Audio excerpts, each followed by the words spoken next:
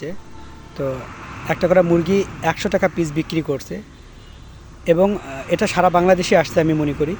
আমাদের এখানে যতগুলো মুরগির খামার আছে সবগুলো মুরগিতে দেখলাম প্রচুর পরিমাণে মুরগি মরতেছে।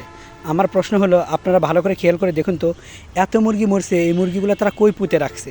এই মুরগি তো আমি দেখতে পাচ্ছি না কোথাও, শুধু দেখতে পাচ্ছি ভ্যানকে ভ্যান, মানে গাড়িকে গাড়ি মরা মুরগির হবে আর কি, এত পরিমাণ হবে। গিয়ে দেখি খামারে খামার খালি মরা মুরগি এবং রোগ ধরেছে, কী যেন একটা অজানা রোগ আসছে। তাহলে এই মুরগিগুলো কই যাচ্ছে? আপনারা খেয়াল করছেন? এটা তো কোনো হোটেলে খাবার দেওয়া হচ্ছে না,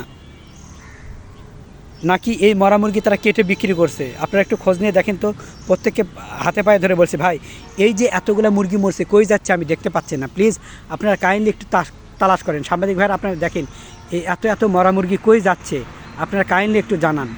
আমরা যখন হোটেলে খাবার বসি তখন তো মুরগির দাম কম নিচ্ছে না, আবার দেখা গেছে যে হোটেলগুলোতে কিন্তু মরা মুরগি দেয়, বুঝতে পারছেন?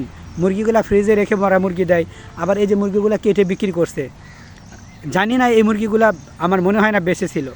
আপনারা দেখছেন খুলনাতে মরা গরু পর্যন্ত বিক্রি হচ্ছে, তাহলে মরা মুরগি যে আমাদেরকে খাওয়াচ্ছে না এর কোনো গ্যারান্টি আছে? ভাই এটা বাংলাদেশ, সবই সম্ভব। এত হাজার হাজার মুরগি মরতেছে প্রতিদিন, এই মুরগিগুলো কোথাও উধাও হয়ে যাচ্ছে আমি জানতে চাই। আমি অনেককে জিজ্ঞাসা করছিলাম যে মুরগিগুলো যে উধাও হয়ে যাচ্ছে বা মরছে এগুলো কী করছেন, তারা কিন্তু উত্তর দিতে পারে না। প্লিজ আপনারা যত আশেপাশে খামার আছে আপনি দেখেন, এই সময় মুরগি প্রচুর পরিমাণ মারা যাচ্ছে, ব্রয়লার মুরগি যেগুলো, যার ফলে 100 টাকা পিস পর্যন্ত মুরগিগুলো বিক্রি করতেছে।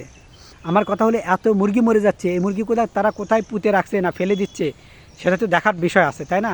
এত হাজার হাজার শত শত লক্ষ লক্ষ মুরগি মরতেছে, এই মুরগিগুলো তারা কি হোটেলে দিচ্ছে না? তো এটা আমার মনে প্রশ্ন আছে, আপনার মনে প্রশ্ন আসে না?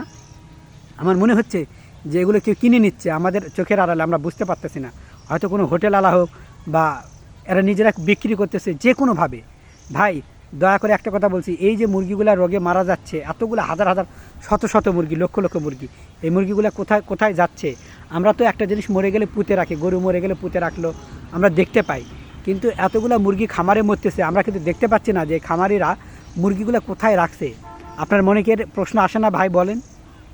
আমার মনে তো অটোমেটিকলি প্রশ্ন এসে গেছে যে এই মুরগিগুলো তারা কি করতেছে। আমার তো ভয় হচ্ছে, এগুলো তো নিশ্চয়ই মরা মুরগি হোটেলে দিচ্ছে না, আমরা তো হোটেলে গিয়ে মরা মুরগি খাচ্ছে না।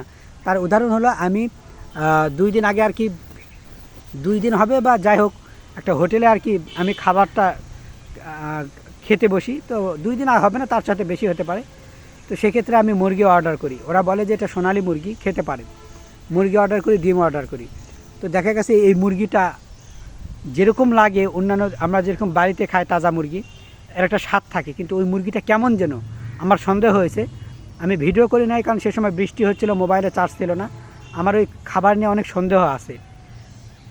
হয়তো সেই মানে কী আর বলবো, আমার বলতে লজ্জা লাগতেছে। ওই খাবার খেয়ে আমার মানে একটু মুখে দিয়ে আর খাইনি।